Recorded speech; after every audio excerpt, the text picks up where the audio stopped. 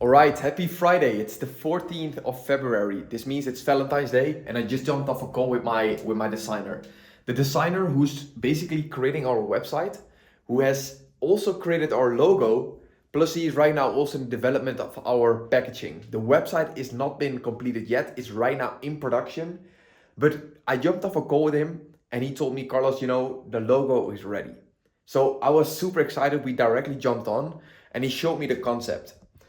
So as you can see here, to directly show you as well what he has created, and what we stand for is continuous improvement. So as you can see here, he basically made a logo for Kaizen Athletes that is directly showing us the letter K, if you see it like here, K, right? Plus it's a percentage for continuous improvement, getting better 1% every single day. He even wrote it down here, letter K, the percentage, and the continuous shape, the infinity loop of 2 squares. This, when I saw it directly, it just resonated with me, with the entire message. He even showed me all his drawings that he did here of what he started with. As you can see, right, with the letter K, which is like used so much. And then he eventually came up, as you can see here, thumbs up with the percentage. So this is so authentic to me. This has so much meaning to me with what we want to create with Kaizen Athlete, that continuous improvement that we are searching for, that we would like to just show the world, and that we live, that we literally walk every single day. We walk the walk of like getting better 1% every single day. When it also comes back in this kind of way, man, that is just, it's fascinating. Like, this directly hit me. I'm super happy with this design. And we're gonna directly implement it for our Instagram account. Right now, of course, the website is not even ready yet. We're right now going to start and build it.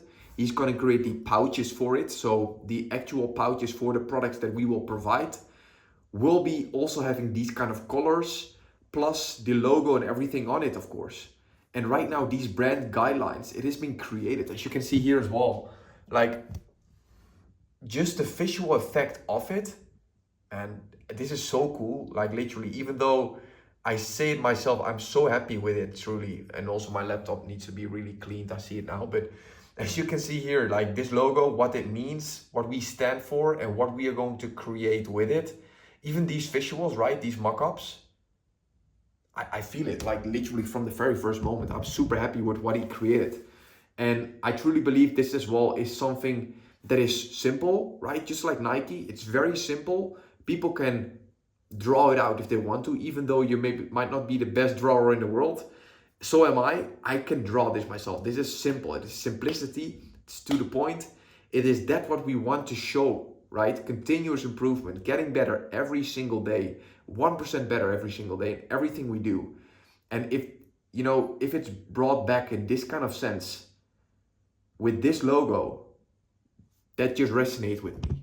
As you can see here, I haven't even seen this yet. 1% better every day. Yeah, that's it. I'm super happy with it, and we are gonna directly implement it. So I just directly wanted to share it with you guys as well, as to make it, of course, as authentic as possible, and to also take you with me through this entire journey. The logo has been created. I can't even wait for the website. He said it's gonna be 10 times better. As well for the pouches, how we're gonna create that for the actual products. So this makes it as well more tangible, right? This gives me as well that feeling, okay, we have a logo, we have a brand name, we have a domain name. We know what we are going to create. We have the products formulated. It's getting into production, right? All these steps, all these small wins gives us so much energy, gives me so much energy to just create, to share, to document, to like take you guys with me, like to make it tangible like this. It's insane. So yeah, I'm super happy with it, and I can't wait to see what he comes up with for the website, for the pouches and everything that will follow.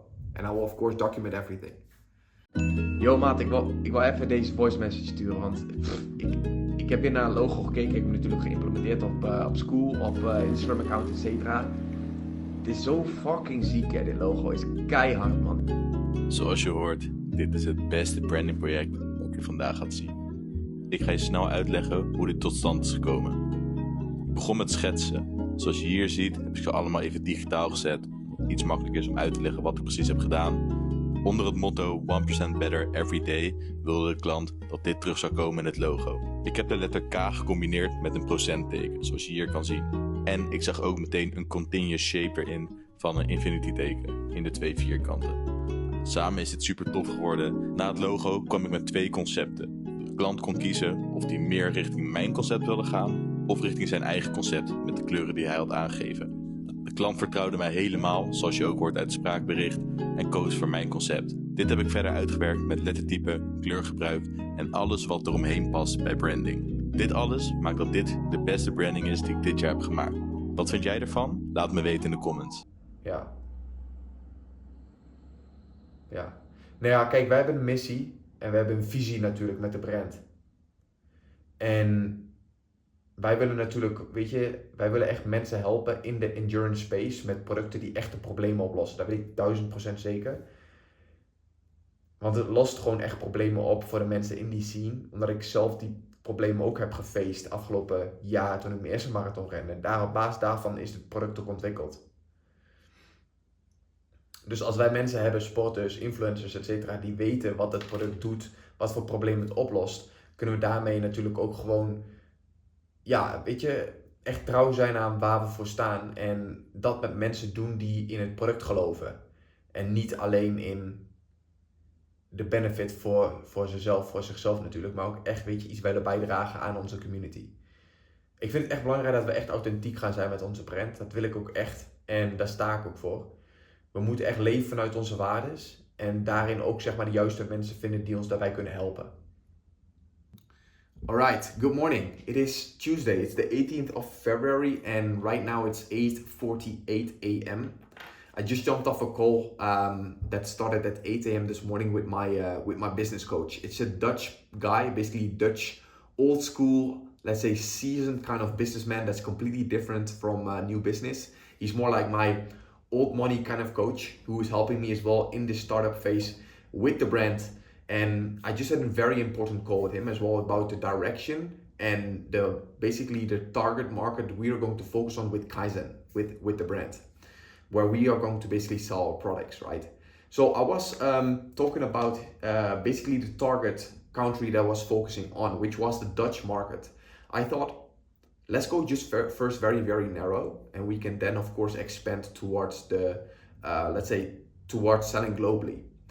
And he said, okay, but you need to think about your right now limiting yourself to basically not targeting the rest of Europe, even though you're creating content, you're doing everything as well in English, right? So why would you limit yourself with just focusing on the Dutch market, right? By just focusing on those people.